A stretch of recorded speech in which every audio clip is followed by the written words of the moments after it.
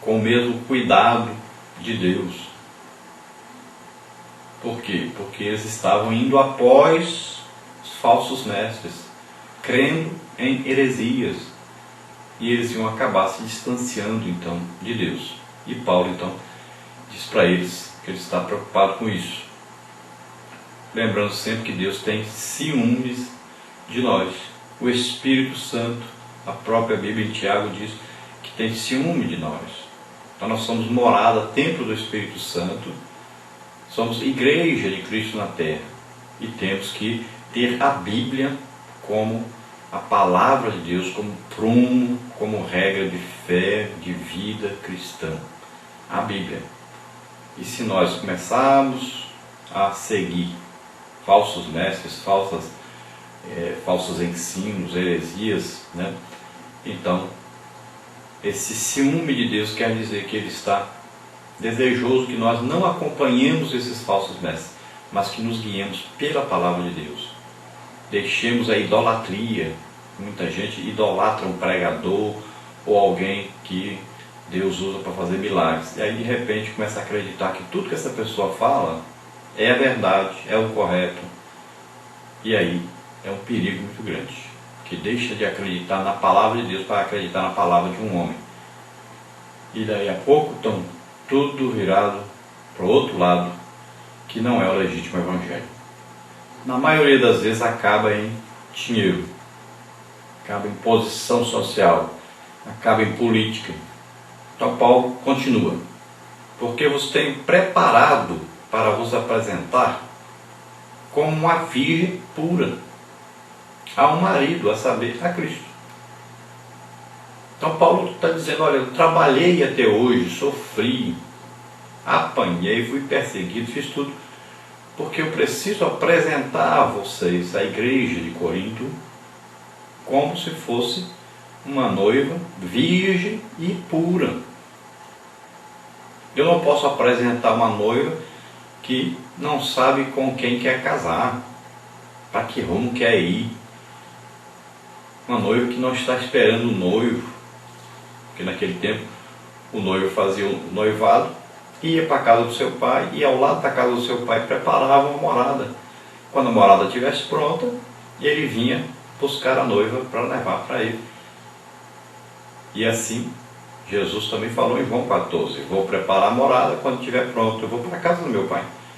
Quando essa morada estiver pronta, eu volto e vou buscar vocês, porque eu quero que onde eu estiver, vocês estejam também. E deixou aqui pendente o Espírito Santo, né? O penhor, como prova de que ele vai buscar. Naquele dia, então, ele vem nos buscar. Pode ser hoje, pode ser agora. Mas a noiva deve estar pronta, deve estar santa, irrepreensível, sem mácula, sem ruga, pura, uma virgem. Não pode ter se prostituído com outro, não pode estar em dúvida se quer aquele noivo ou outro. Deve estar sempre pronta, esperando o noivo vir buscá-la. Então o noivo é Cristo, e nós devemos, como igreja, estarmos vivendo de maneira santa e irrepreensível. Lembre-se que a palavra de Deus diz: no corpo, na alma e no espírito. Depois, número 2, verdade prática.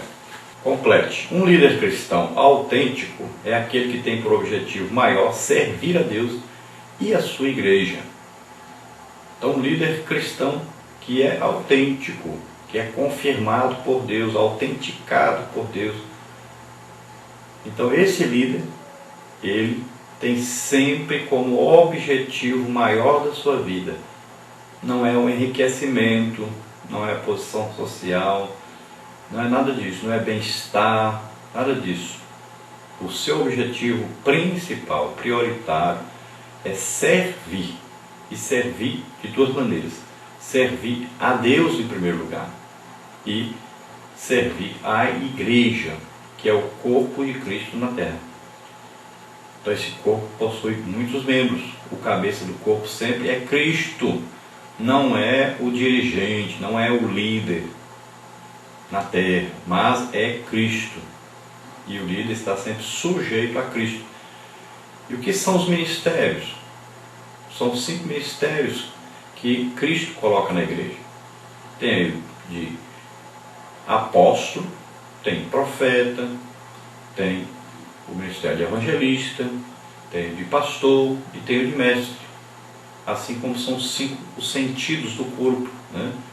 A audição, a visão, o paladar, o tato e o olfato. Então são 5. Para o corpo funcionar bem tem 5 sentidos. Para a igreja funcionar bem tem 5 ministérios. Então o que são esses ministérios? São homens dados à igreja. Para quê? Para servir a igreja. Não é para serem servidos, mas para servirem. Então essa é a função, o objetivo principal, servir. Número 3, dentro da introdução. Paulo ressalta não ser sua intenção exercer domínio sobre a fé dos coríntios. Pelo contrário, ele está pronto a ser humilhado para que eles fossem exaltados. Então, foi para completar aí. E Paulo está dizendo que ele está disposto a dar até a sua vida, né, para que os coríntios crescessem, se tornassem crentes fiéis e fossem salvos. Então, se fosse preciso ele se humilhar, ele se humilharia. Qualquer coisa que fosse preciso para livrar-os do domínio dos falsos mestres, dos falsos ensinos, das heresias. Porque ele sabia que se eles continuassem a crer em heresias, acompanhar falsos mestres, eles acabariam um dia, como no futuro, como acabaram lá as igrejas do Apocalipse. Foram avisadas dos falsos ensinos, não prestaram atenção e acabaram tudo. Hoje nem existem mais, porque não creram na palavra de Deus, nos avisos, nas advertências de Jesus Cristo através do apóstolo João. Vamos, primeira parte da nossa lição, os desafios do apostolado paulino. Então temos aí, no número 4, a pergunta: quais os 3 personagens principais que se destacam nesses 4 últimos capítulos de 2 Coríntios? Então se destacam aí o apóstolo, os seus opositores e os coríntios. Então o apóstolo Paulo escrevendo, advertindo-os, chamando a atenção. Temos aí os opositores de Paulo, os falsos mestres, que ainda tinham um grupinho com eles, e os coríntios, no geral. Tinha aí a parte dos que apoiavam os falsos mestres, e tinha já a grande maioria que apoiava Paulo. Número 5. Qual era a regra básica ao escrever cartas naquela época? Então, essas deviam corresponder à personalidade de quem as enviara. Então era o costume que quem escrevesse uma carta, nessa carta ele transmitisse aquilo que ele realmente era, o seu verdadeiro comportamento pessoal diante das pessoas. E Paulo foi acusado exatamente disso, de escrever o que não era. Da maneira que escrevia, não era a maneira que se comportava como estava presente com as pessoas. Vamos ver o número 6. Como Paulo havia sido severo na redação de suas cartas, de que era acusado agora? Então, de não ter a mesma postura enquanto estava presente entre eles. Os oponentes insinuavam que o apóstolo não tinha coragem ou era incoerente. Na realidade, eles apenas buscavam mais uma oportunidade para o acusarem. Então veja, como Paulo era muito severo na maneira de escrever, chamava atenção com veemência, com coragem, exortava realmente aos coríntios. Então os falsos mestres disseram: olha, ele é um homem de 2 caras.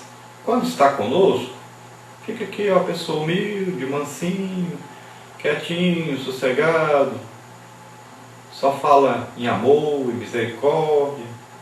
Mas quando escreve, é valente e corajoso. Então estavam tentando mostrar aos coríntios que Paulo tinha 2 caras, 2 comportamentos, que não era realmente nem Paulo que estava dizendo aquelas coisas, ou então ele estava sendo uma outra pessoa na hora que estava escrevendo as cartas. E com isso eles queriam fazer com que os coríntios passassem para o lado deles. Número 7. Quanto ao orgulho, como Paulo demonstra a importância de um líder exercer a autocrítica? Então ele fala de arrogância dos que se sentiam superiores a ele. Refutando ao orgulho, Paulo admite não estar disposto a classificar-se entre os que louvam a si mesmos. Ele considerava essa atitude uma ousadia incabível no meio da igreja. A vaidade dos oponentes era sem medida, e o critério de aferição que usavam baseava-se apenas na opinião que os tais tinham de si mesmos. O apóstolo afirma que esses que se medem a si mesmos e se comparam consigo mesmos estão sem entendimento, demonstram falta de lucidez e discernimento espiritual. Então Paulo diz que quando eles julgavam a ele,